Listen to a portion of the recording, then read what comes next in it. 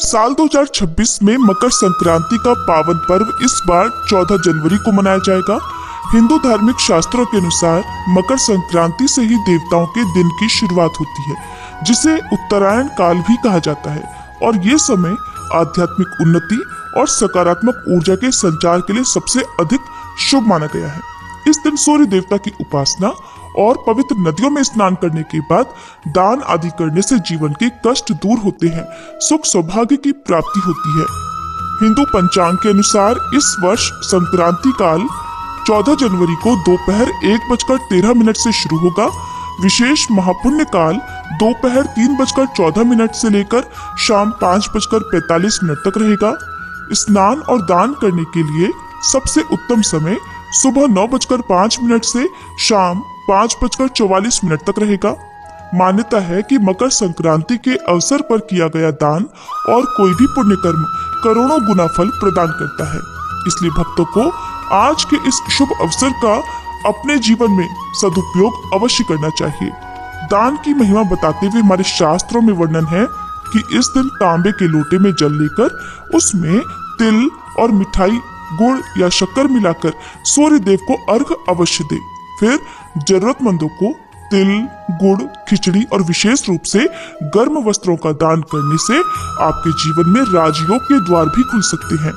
और आपका यदि कोई भी गुरु मंत्र हो तो आज कम से कम 1 घंटे तक पूरे सच्चे मन से गुरु मंत्र का जाप करना या अपने इष्ट देवी देवता के मंत्र का जाप करना आपके जीवन में सुख और सौभाग्य लेकर आएगा।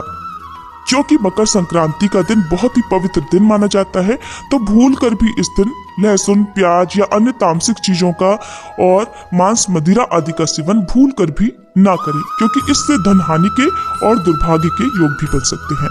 आज के दिन काले कपड़े पहनने से, नाखून, बाल इत्यादि काटने से और तेल का दान करने से बचना चाहिए। अपनी श्रद्धा के अनुसार आप अन्न और वस्त्रों का दान करके इस पर्व को अपने और दूसरों के जीवन में खुशहाली लाने वाला बना सकते हैं।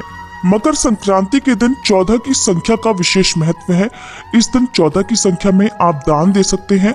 14 सामग्री जैसे आप 14 अलग अलग वस्तुओं का दान, 14 फलों का दान, 14 तरह के अन्न दालों का दान कर सकते हैं, 14 वस्त्रों का दान कर सकते हैं, या फिर अगर आप किसी प्रकार का दान करने में असमर्थ हैं तो आज के दिन 14 दीपकों का दीपदान भी कर सकते हैं।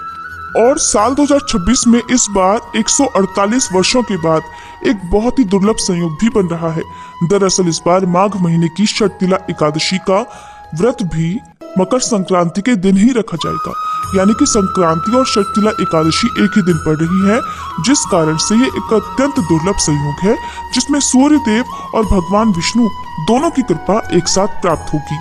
लेकिन आपको मकर संक्रांति के साथ साथ एकादशी के नियमों का भी पालन करना होगा, क्योंकि एकादशी के नियमों के अनुसार हिंदू धर्म में प्रत्येक गृहस्थ को यदि व्रत ना भी रख पाए तो भी इस दिन चावल या चावल से बनी चीजों का त्याग करना चाहिए।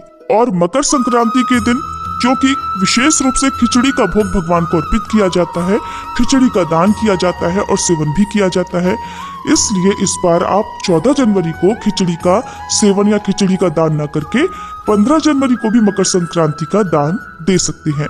कुछ जगह पर इस बार 15 जनवरी को भी मकर संक्रांति का पर्व मनाने की बात कही जा रही है, क्योंकि एकादशी के नियमों का भी पालन 14 जनवरी को करना है। और 14 जनवरी को सूर्योदय होगा सुबह 7:14 पर, सूर्यास्त होगा शाम 5:57 पर, ब्रह्म मुहूर्त सुबह 5:38 से 6:25 तक रहेगा।